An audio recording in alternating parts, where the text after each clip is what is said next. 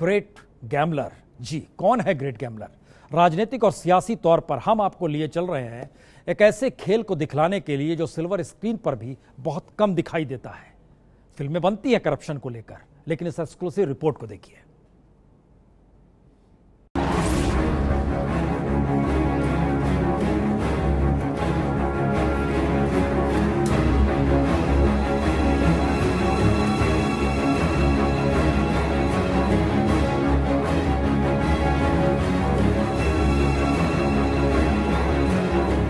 तो इन नामों को गौर से पढ़ लीजिए, एक एक करके ध्यान से पढ़िए। जैन, शाह, केडिया, कटारिया, चांडक, राठी, शाह, यानी ऐसे सरनेम जो महाराष्ट्र के नहीं है। और इस सरनेम का मतलब क्या? भूमाफिया है।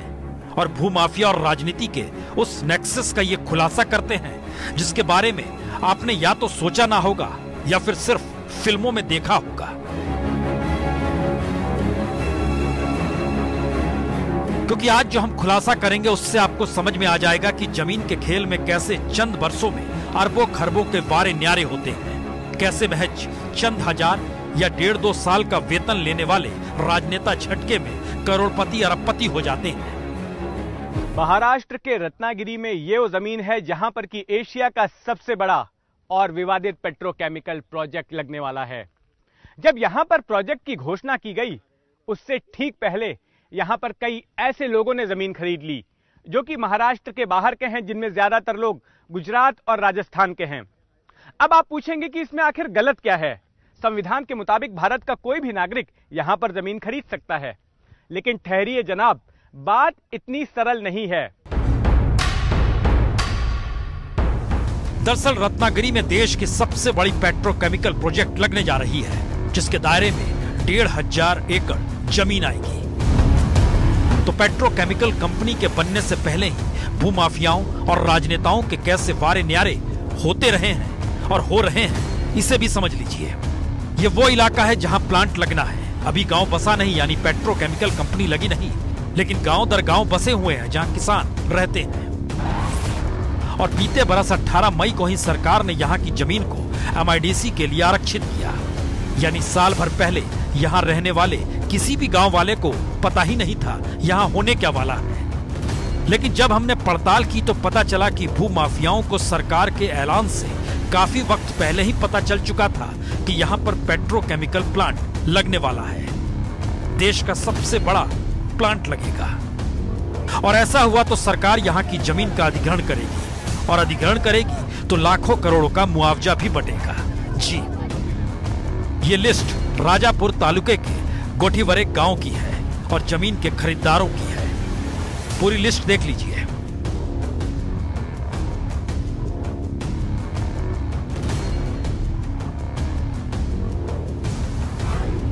और इस लिस्ट में शामिल 80% नाम महाराष्ट्र के बाहर के, सीधे कहें तो गुजरात के हैं। इन दस्तावेजों में कोठीवारे गांव के कुल 43 सौदों का जिक्र है, जिनमें 33 खरीदार दूसरे राज्यों या शहरों के हैं। और दिलचस्प यह है कि जिन किसानों ने बाहर के लोगों को अपनी जमीन बेची, उन्हें इस बात की भनक भी नहीं थी कि यहाँ कोई प्रोजेक्ट लगेगा। हमको पता नहीं था।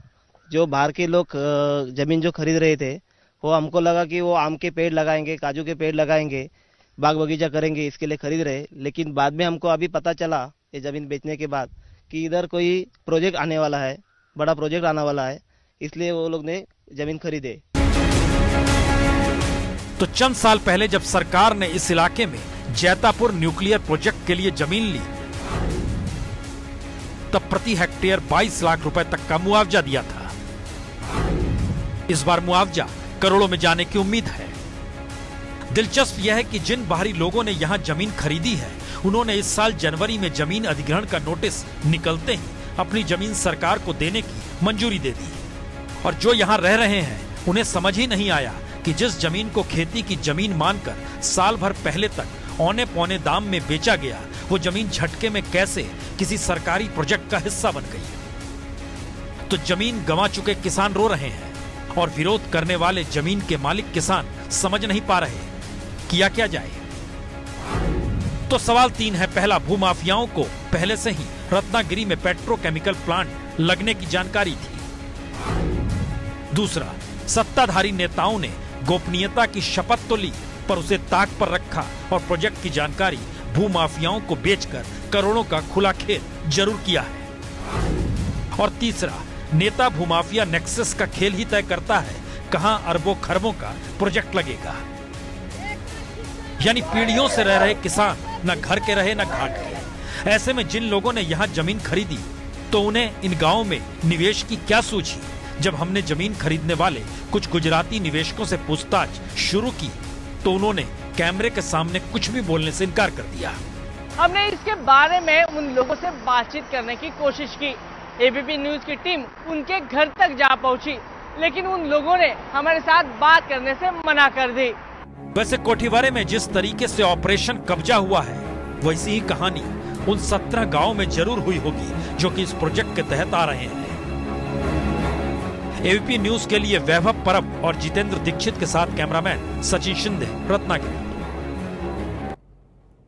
करोड़ों के वारे न्यारे हो रहे हो तो फिर किस रूप में कैसे होता, हम एक छोटा सा हिस्सा आपको दिखलाते हैं। किस तरीके से अंगूठा लगवा दिया गया, जमीन अपने नाम कर ली, जरा सुनिए।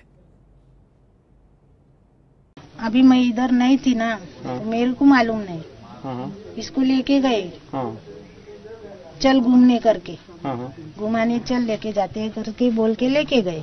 उधर जाके इसके पास से अंगूठा लिए और उसको क्या मालूम पैसा दिए कि नहीं दिए, वो नहीं पता। ये इधर सुनील गांवकर रह करके उसने लेके गए थे। वो क्या एजेंट का काम करता है? हाँ, एजेंट है। मेरे पास से अंगूठा विंगूठा लेके लिया।